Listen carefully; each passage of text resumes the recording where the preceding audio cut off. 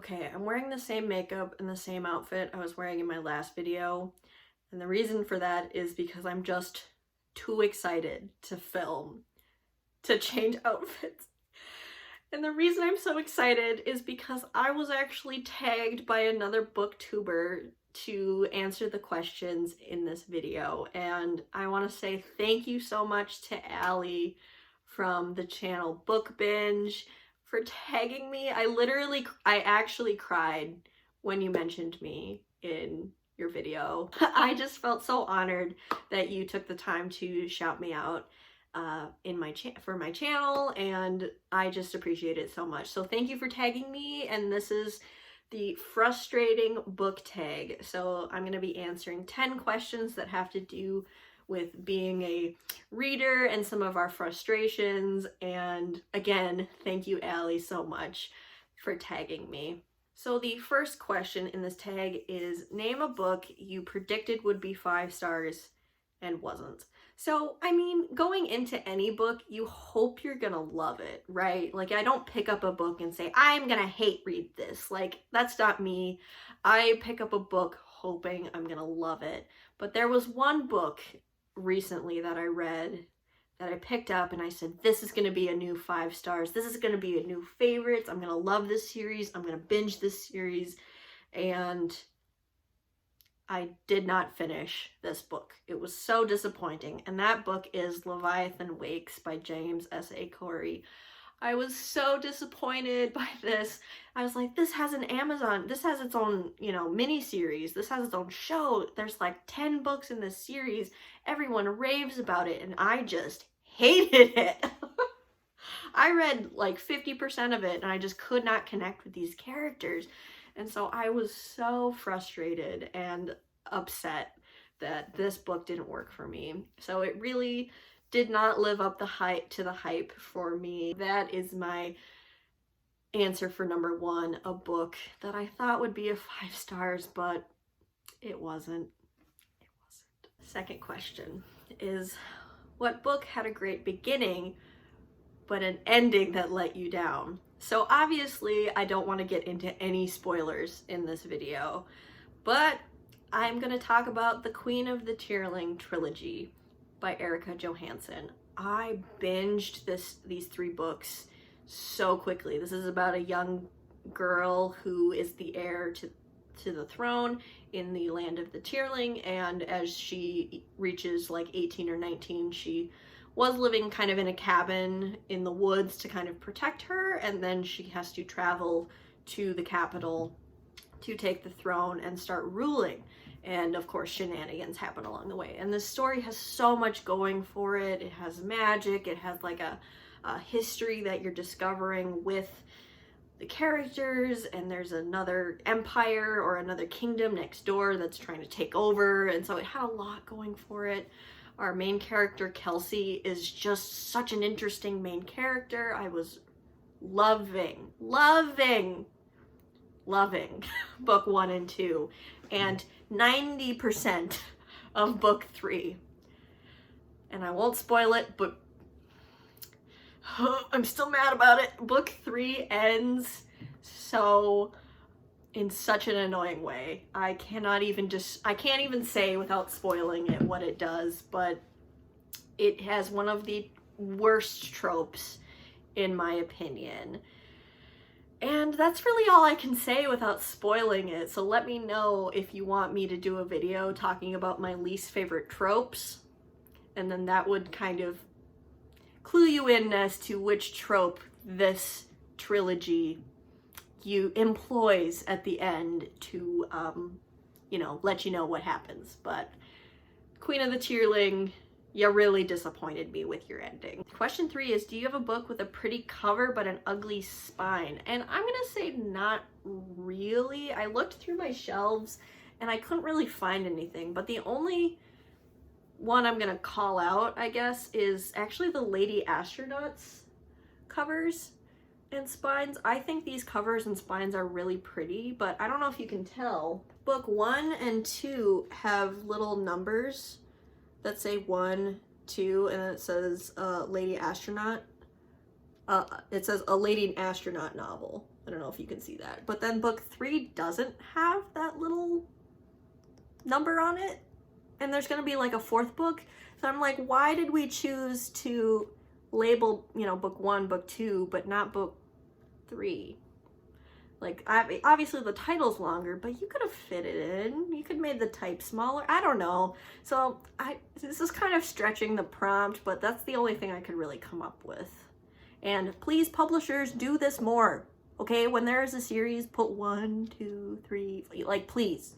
Please.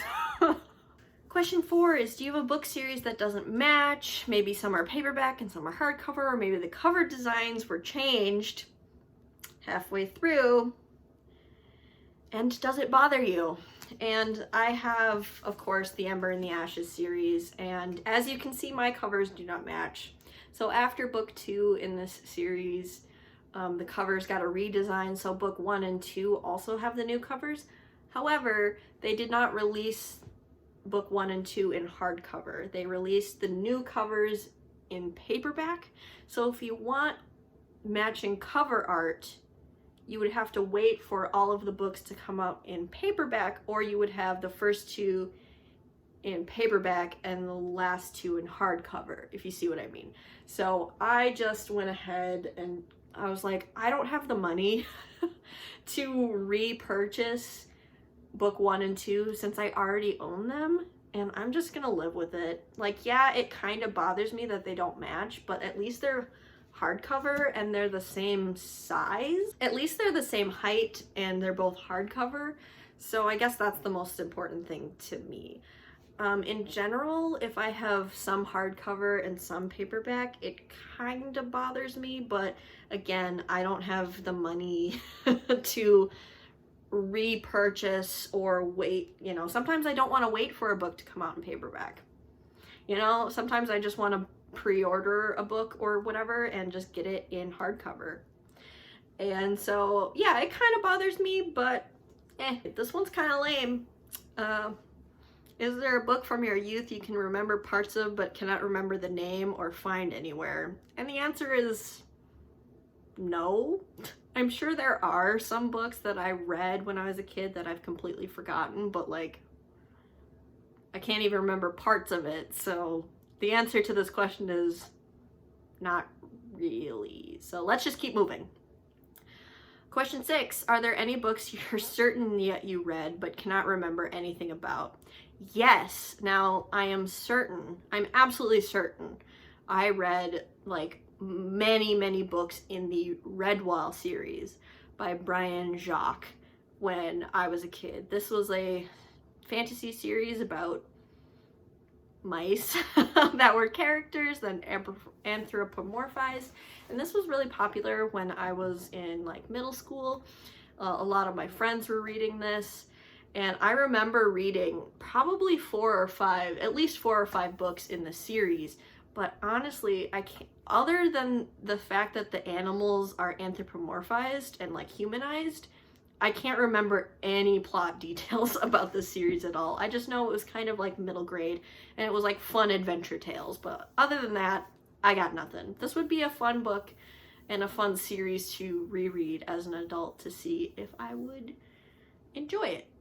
But yeah, that is my answer. I'm gonna call some people out on this one. Number 7 is, have you ever recommended a book you loved to someone and they started telling you everything they didn't like about it? Does it bother you? In other words, do your feelings get hurt when someone doesn't love one of your favorite books? So I'd say in general, every time I've had a conversation with one of my friends or my family that when they have read a book that I love and they didn't love it, I can see where they are coming from.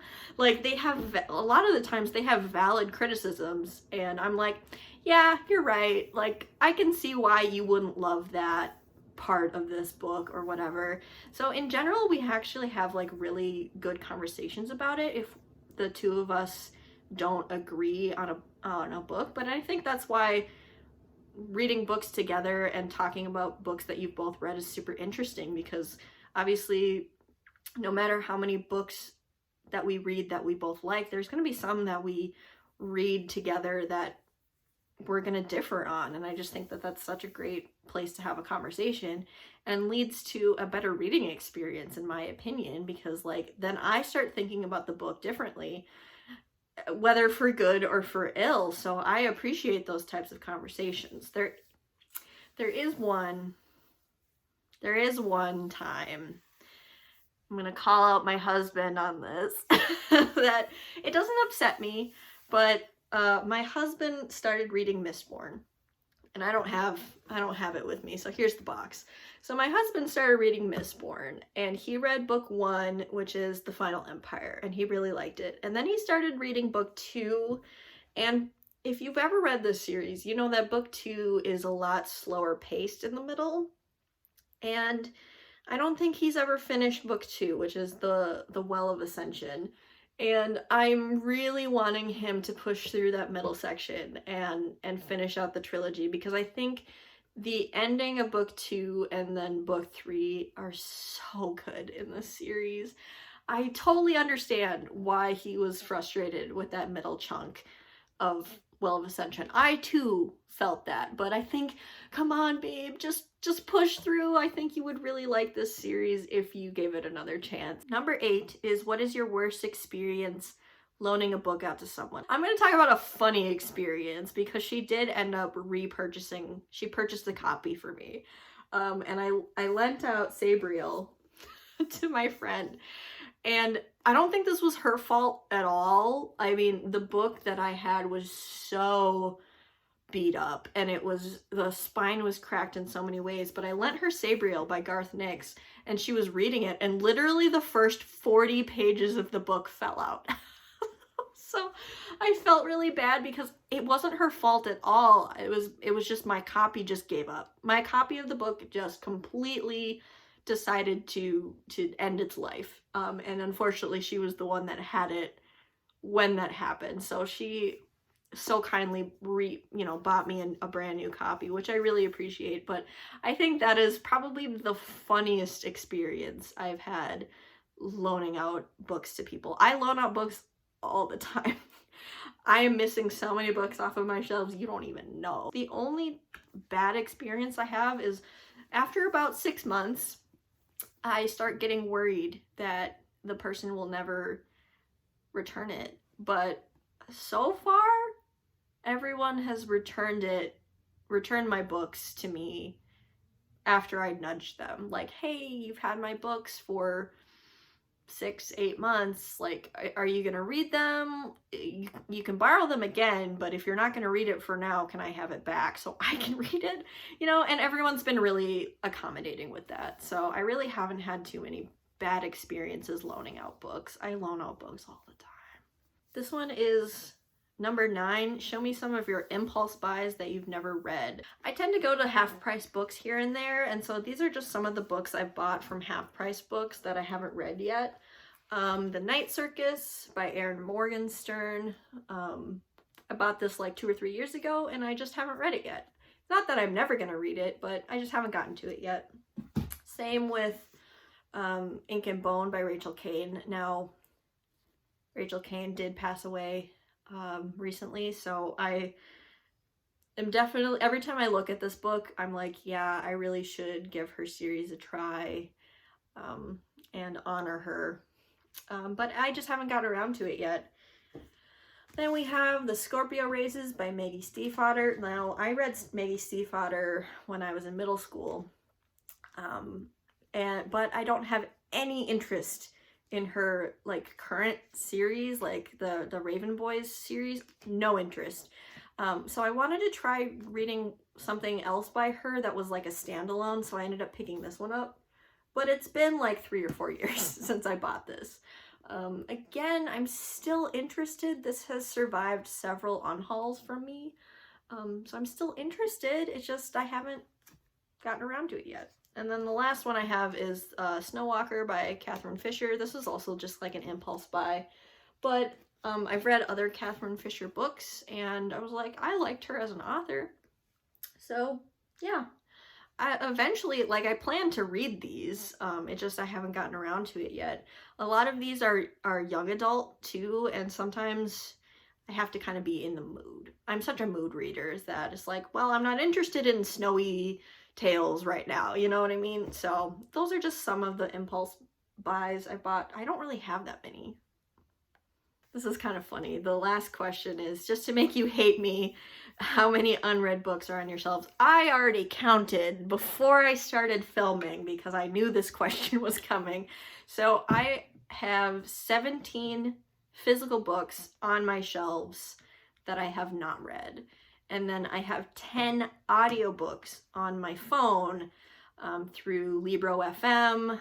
Through Libro FM that I haven't read yet. So not that bad. 27 total is really not that bad for me. I used to have such a huge physical TBR of books that I hadn't read yet, but I've really worked hard to like bring that number down, and I'm using the library way more recently. So I'm pretty happy with 27 unread books, 10 of them being audiobooks on my phone, so they're not taking up like physical shelf space. So yeah, I'm pretty pleased with that, and hopefully I can whittle those 17 books down to less than 10 by the end of the year. That would be great. Those were all the questions. Again, thank you so much, Allie, for tagging me. I feel like I made it a little bit. The fact that another booktuber has watched some of my videos and likes what I do enough to give me a little shout out and tag me means like literally the world to me. Thank you for tagging me. As far as who I tag anyone and everyone who wants to do this. I don't think anyone other than Allie watches me. But if, you know, some of the bigger YouTubers would like to do this tag, I would tag Starla and Jessie from Bow Ties and Books if they ever happen to stumble across this video. There is a smaller booktuber named ZZ Ziva. I'll have their channel linked below. I think they are a really cool creator. So if they happen to see this, I tag you. If you want to do this video, it would be really fun to see you all do this type of video. So thank you so much for watching this. Thank you for tagging me, Allie, and I will see you in my next video. Bye.